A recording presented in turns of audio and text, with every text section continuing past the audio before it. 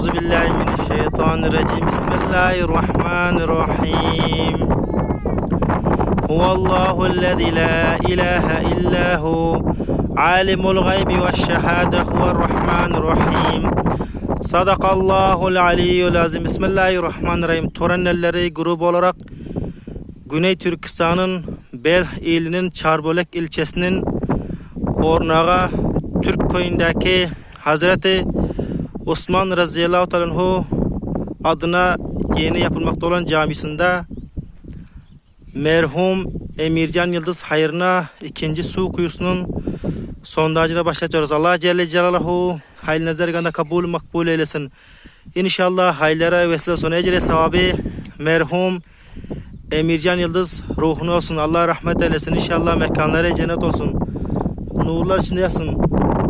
Allah Celle Celaluhu yardım eden bu hayır işe vesile olanı da razı olsun. Amin ya Rabbul Alemin. Çok teşekkürler. Cezayı ki varsınız. Güney Türkistan Mayıs ayı 2025. Rahmetli Emircan Yıldız ruhuna dua el-Fatiha. Bismillahirrahmanirrahim. Elhamdülillahi Rabbil Alemin. Rahmanirrahim. Maliki yevmiddin. İyyâke na'budu ve iyyâke nesta'in. İhdina sıratal müstakime sıratal lezîne an'amte aleyhim gayril mağdubi aleyhim veleddallin. Amin.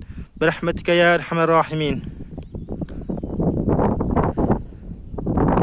Bu da camimiz inşaatı yeni yapılıyor.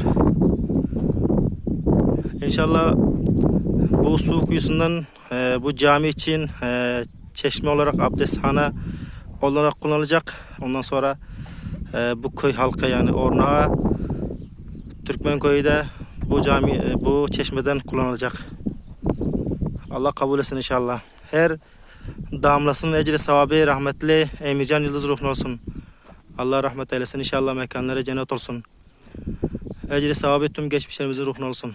Allah Celle Celaluhu yardım edenlerden bu hayır işe vesile olanlara razı olsun. İyi ki varsınız. Çok teşekkür ediyoruz.